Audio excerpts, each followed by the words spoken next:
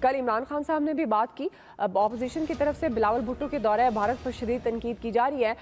لیکن اب عالمی اور قومی میڈیا کی اگر بات کی جائے تو انتہائی اہمیت کا حامل کہا جا رہا ہے، اور انڈیا میں بھی بلاول بھٹو زرداری کو خاص فوکسڈ کیا جا رہا ہے۔ آپ اس دورے کو کس طرح سے دیکھتے ہیں، اور آپ سمجھتے ہیں کہ کیا میسج ہے بھارت کے لیے، خاص طور پر وزیر خارجہ پاکستان کا دورہ، اور اس سے پاکستان کو کوئی فائدہ ہو سکتا ہے؟ کیا فائدہ اور کتنا فائدہ ہو سکتا ہے اس دورے سے؟ جی السلام علیکم۔ بہت سارے سوال آپ نے کر لیے، اور اس کا مختصر سا جواب یہ ہے کہ دو طرفہ تعلقات کے لیے اس دورے کی میں نہیں سمجھتا کوئی اہمیت ہے، اور خاص طور پہ اس وجہ سے بھی کہ سب سے پہلے تو بھارتی وزیر خارجہ ڈاکٹر جے شنکر نے ایک بار پھر دہشت گردی کے حوالے سے اپنا نپاتلا بیانیہ دہرایا۔ ظاہر ہے اس کا مخاطب پاکستان تھا، بھلے پاکستان دہشت گردی میں ملوث ہو نہ ہو، لیکن انہوں نے اپنا دنیا بھر میں یہی بیانیہ بیچا ہوا ہے۔ دوسری بات یہ ہے کہ مجھے نہیں معلوم کہ یہ جو کشمیر کی ڈگڈگی ہے، یہ پاکستان کے سیاسی اور فوجی قیادت کب بجانا بند کریں گے، اس لیے کہ یہ وہ گھوڑا ہے جس پہ سوار ہو کے ہر سیاستدان جب پارلیمنٹ میں اقتدار میں پہنچتا ہے وہ اس وقت تک اور جب تک وہ حکومت میں رہتے ہیں وہ یہی موقف اختیار ہے۔ حالانکہ حقیقت یہ ہے، مختصر سی حقیقت یہ ہے کہ کشمیر اب ہمارے لیے ایک قصہ پارینہ ہے، اور دنیا کے کسی ایک ملک نے اس مسئلے پہ ہمارا ساتھ نہیں دیا، حتیٰ کہ فلسطینی بھی پاکستان سے زیادہ بھارت کے قریب ہیں۔ تو ہمیں کچھ حقائق کا ادراک کر کے ہماری سیاسی فوجی قیادت کو اپنی ایک نئی پالیسی ترتیب دینی ہوگی کشمیر کے حوالے سے، کہ جو حصہ کبھی نہ ہمارا تھا، نہیں ہوا اور نہ ہی ہونے کا کوئی امکان ہے، اس کی وجہ سے ہم نے پاکستان کو ایک ایسی مشکل میں ڈالا ہوا ہے جس سے نکلنے کی کوشش میں اب پاکستان اقتصادی طور پہ بہت خراب ہو گیا، اور اقتصادی خرابی کی براہ راست ہمارے جو تانے بانے جڑے ہوئے ہیں وہ ہماری کشمیر پالیسی کے ساتھ ہے، جو گزشتہ 25-30 برسوں سے جنرل ضیاء الحق کے وقت سے ہم نے اختیار کر رکھی تھی۔ اسی پالیسی کے نتیجے میں آج دنیا بھر میں ملک کو دہشت گردوں کی پناہ گاہ یا ان کے پشت پناہ کے طور پہ دیکھا جاتا ہے، بھلے اس میں حقیقت ہے نہیں ہے، لیکن یہ وہ بیانیہ ہے جو بھارت نے دنیا بھر میں بیچا ہے۔ اس کی وجہ سے پاکستان کی اقتصادی صورتحال جو ہے، اقتصادی پراسپیکٹس، یہاں پہ انویسٹمنٹ، یہاں پہ سرمایہ کاری اور بزنس، وہ بہت خراب ہو گیا ہے۔ دنیا ہمارا کوئی یہ والا موقف کشمیر کے حوالے سے ماننے کو اب تیار نہیں ہے۔ ہمیں ایک نئی سوچ درکار ہے، اور وہ نئی سوچ معلوم نہیں کب آئے گی۔ صحیح ہے امتیاز گل صاحب، ایک اور ضمنی سوال، سفارتی طور پر ہم بات کریں، سفارتی سرگرمیوں کا مرکز بن گیا ہے پاکستان جو بظاہر نظر آ رہا ہے۔ چین اور افغانی وزراء خارجہ کے حوالے سے میں بات کر رہی ہوں، سہ افریقی مذاکرات کے لیے پاکستان پہنچ گئے ہیں، تو موجودہ عالمی تناظر میں پاکستان کی کیا سمجھتے ہیں یہ سفارتی کامیابیاں ہیں؟ پاکستان کی کوئی سفارتی کامیابی نہیں ہے۔ پاکستان اپنے جغرافی کی وجہ سے ہمیشہ توجہ کا مرکز بنا رہے گا۔ جب افغانستان ایران کے معاملات ہوں گے تو پاکستان ہی ایک سپرنگ بورڈ کے طور پہ استعمال ہوتا ہے۔ ایک سال کے بعد تقریباً چینی وزیر خارجہ پاکستان آ رہے ہیں۔ ایک سال کے 14 مہینے کے دوران کسی بڑے چینی آفیشل نے یہاں کا رخ نہیں کیا، اور افغانوں کے ساتھ انہوں نے 2-3 ملاقاتیں کی ہیں، وہ بھی پاکستان کو بائی پاس کر کے۔ اب ظاہر ہے چینی قیادت کو بھی احساس ہوا کہ پاکستان کو مکمل طور پہ امریکی کیمپ کے رحم و کرم پہ نہیں چھوڑنا چاہیے، لہٰذا انہوں نے ابھی دوبارہ ری انگیج کرنے کی کوشش کر رہی ہے، جس کی وجہ سے چینی وزیر خارجہ پہلی مرتبہ پہلے اپنے دورے پہ پاکستان پہنچے۔ اللہ کرے کہ اس کے ذریعے کچھ پاکستان کی بہتری ہو، اور پاکستان کی قیادت کچھ اس سے حاصل کر سکے، کچھ سبق سیکھ سکے، تاکہ پاکستان کی کوئی بہتری ہو۔ اب اللہ کرے کہ پاکستان کے حق میں یہ دورہ بہتر ہو اور پاکستان کی اہمیت کو انڈر لائن کرے، لیکن یہ کسی ہماری قیادت کی کامیابی نہیں ہے، صرف یہ کہ پاکستان کا جغرافیہ اس طرح کہ ہماری 2600 کلومیٹر طویل سرحد ہے، افغانستان کے ساتھ جڑی ہوئی ہے، لہٰذا دوسرے ممالک ہمیں نظر انداز نہیں کر سکتے۔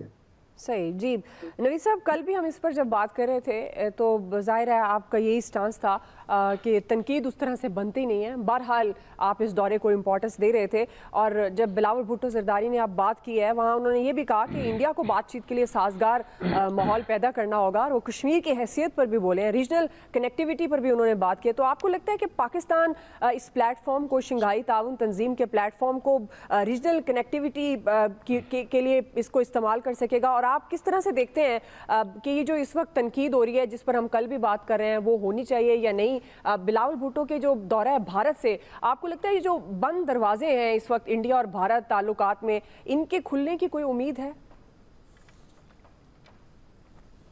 अच्छा देखिए, दुआ जैसे कल हम जिक्र कर रहे थे, मेरे ख्याल में बिलावल भुट्टो ज़रदारी ने जो दौरा किया ये बहुत एक अच्छा, एक अहसन इकदाम है। एहसन इकदाम इन द सेंस कि ये एक मल्टीलैटरल फोरम है, शंघाई कोऑपरेशन ऑर्गेनाइजेशन जो शंघाई ताउन तंजीम है, और इस मल्टीलैटरल कोऑपरेशन में अगर उनके वज़राए ख़ारजा की कॉन्फ्रेंस में अगर पाकिस्तान नहीं जाता तो वो अपने आप को तनहा करने के मुतरादिफ था। तो मेरे ख्याल में ये एक बहुत अच्छा एक एहसन इकदाम था। और हमने ये भी देखा कि इंडिया के, भारत के वज़ीर ख़ारजा ने जो है वो कॉन्फ्रेंस से पहले ही ये कहा कि जी वो पाकिस्तान के साथ कोई जो है वो दो तरफ़ा मुलाकात जो है वो मुतवक्किल नहीं है। और उसके बाद हमने ये भी देखा, उन्होंने अगेन वही जैसे इम्तियाज़ गुल साहब ने अभी जिक्र किया कि उन्होंने वही नपा तोड़ा बयानिया जो भारत का है कि पाकिस्तान दहशतगर्दी की सरपरस्ती करता है और एक्सपोर्ट करता है, वो वाला दोहराया। और उसके बाद उन्होंने जो है वो SCO की कॉन्फ्रेंस में भी अपनी तकरीर में, ऑल्दो कि उन्होंने नाम नहीं लिया पाकिस्तान का, लेकिन उन्होंने अपने हमसाये की बात की और क्रॉस बॉर्डर टेररिज्म की बात की, जो कि इशारा पाकिस्तान की तरफ ही था। तो उसके बाद जो बिलावल भुट्टो ज़रदारी, जैसे मैंने कहा था कि PTI की तरफ से जो भी तनकीद हो रही थी बेजा तनकीद थी, तनकीद वराए तनकीद नहीं होनी चाहिए, तनकीद वराए इस्लाह होनी चाहिए। जो तनकीद की जा रही थी कि जी कश्मीर के ऊपर सौदा हो गया और मोदी और जो है अमेरिका को खुश करने के लिए जो है बिलावल भुट्टो जा रहे हैं इंडिया, मुझे समझ नहीं आती कि अमेरिका SCO में पाकिस्तान की शिरकत से कैसे खुश होगा। ये एक अजीब सा मुझे खेज किस्म का जो है वो मंतक सामने लेके आए थे। वहाँ पे बिलावल भुट्टो ज़रदारी ने जिस तरह से पाकिस्तान का मौक़िफ़ है उसका इआदा किया है, और वही कहा जो इमरान खान साहब कहते रहे हैं कि जी कश्मीर के ऊपर जब तक के 2019 के अगस्त 2019 का जो स्टेप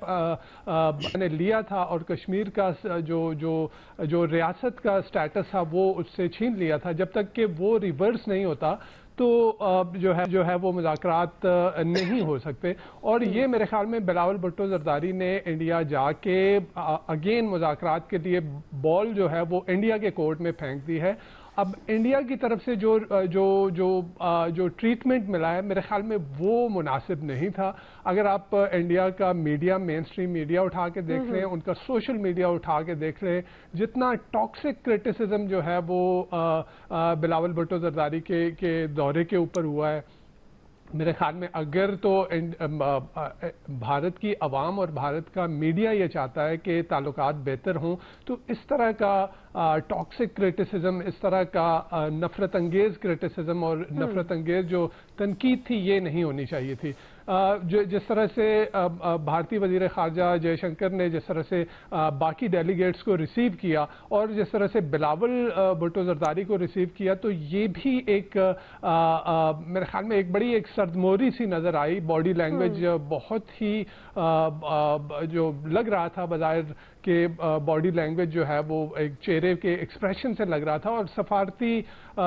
जो सफारती ताल्लुकात होते हैं, सफारती इंटरेक्शन, डिप्लोमेटिक इंटरेक्शन जो होती हैं, उसमें बॉडी लैंग्वेज बहुत इंपॉर्टेंट होती है। आप देख लें 2002 में जब मुशर्रफ ने जो है वो वाजपेयी से हाथ मिलाया था, वो एक बहुत बड़ा ब्रेक थ्रू था। उसके बाद आप 2014 में देखें जब नवाज शरीफ ने मोदी के साथ हाथ मिलाया था, वो एक बड़ा ब्रेक थ्रू था। अब ये एक चीज़ देखनी ये है कि जैसे बिलावल भुट्टो ज़रदारी ने कहा कि अब मुज़ाकरात के लिए माहौल को कंड्यूसिव बनाना جی یہ بھارت کا کام ہے. بھارت کیا مذاکرات چاہتا ہے؟ میرے خیال میں بظاہر جو جے شنکر کی جو ڈپلومیسی ہے وہ بڑی اگریسو ڈپلومیسی وہ کر رہے ہیں اور وہ انڈیا کو ایک ڈفرینٹ لیگ میں دیکھ رہے ہیں. ان کی ڈپلومیسی جو ابھی تک نظر آ رہا ہے کہ نئے دوست بھی نہ بنائے جائیں اور نئے دشمن بھی نہ بنائے جائیں.